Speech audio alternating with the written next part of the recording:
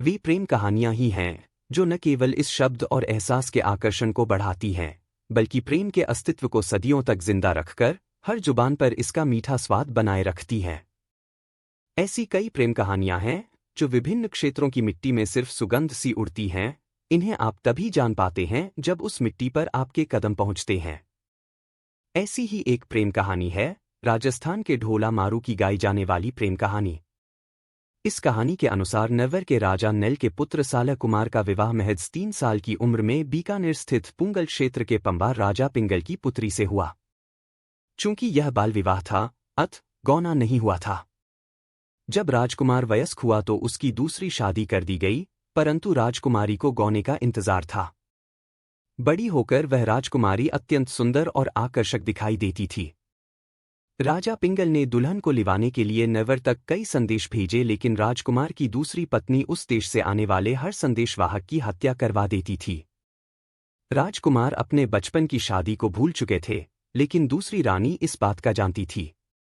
उसे डर था कि राजकुमार को सब याद आते ही वे दूसरी रानी को छोड़कर चले जाएंगे, क्योंकि पहली रानी बेहद खूबसूरत थी। पहली रान इस बात से अनजान राजकुमार को याद किया करती थी। उसकी इस दशा को देख पिता ने इस बार एक चतुर ढोली को नेवर भेजा। जब ढोली नेवर के लिए रवाना हो रहा था, तब राजकुमारी ने उसे अपने पास बुलाकर मारू राग में दोहे बनाकर दिए और समझाया कि कैसे उसके प्रियतम के सम्मुख जाकर गाकर सुनाना है। चतुर ढोली एक याचक बनकर नेवर के महल पहुंचा। रात में रिमझिम बारिश के साथ उसने ऊंची आवाज में ने मल्हार राग में गाना शुरू किया। मल्हार राग का मधुर संगीत राजकुमार के कानों में गूंजने लगा। ढोली ने गाते हुए साफ शब्दों में राजकुमारी का संदेश सुनाया। गीत में जैसे ही राजकुमार ने राजकुमारी का नाम सुना, उसे अपनी पहली शादी याद आ गई। ढोली ने बताया कि उसकी राजकुमारी कितनी खूबसूरत है और वियोग में है। ढोली के अनुसार राजकुमारी के चेहरे की चमक सूर्य के प्रकाश की तरह है, झीणे कपड़ों में से शरीर ऐसे चमकता है मानो स्वर्ण झांक रहा हो। हाथी जैसी चाल, हीरो जैसे दांत, मूंग सरीखे होंठ है। बहुत से गुणों वाली, क्षमाशील, नम्र व कोमल है, गंगा के पानी जैसी गोरी है, उसका मन और तन श्रेष्ठ है। लेकिन उसका साजन तो जैसे उसे भूल ही गया है और लेने नहीं आता। सुबह राजकुमार ने उसे बुलाकर पूछा तो उसने राजकुमारी का पूरा संदेशा सुनाया। आखिर सालह कुमार ने अपनी पहली पत्नी को लाने का निश्चय किया, पर उसकी दूसरी पत्नी मालवणी ने उसे रोक दिया। उसने कई बहाने बनाए, पर मालवणी हर बार उसे किसी तरह रोक देती। आखिरकार एक दिन राजकुमार एक बहुत तेज चलने वाले ऊंट पर सवार होकर अपनी प्रियतमा को लेने पुंगल पहुंच गया। राजकुमारी अपने प्रियतम से मिलकर खुशी से झूम उठी। दोनों ने पुंगल में कई दिन बिताए। एक दिन जब दोनों ने नेवर जाने के लिए राजा पिंगल से विदा ली, तब जाते समय रास्ते के रेगिस्तान में राजकुमारी को सांप ने काट लिया, पर शिव पार्वती ने आकर उसको जीवन दान दे दिया।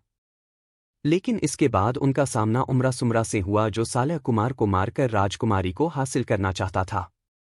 वह उसके रास्ते में जाजम बिछाकर महफिल सजाकर बैठ गया।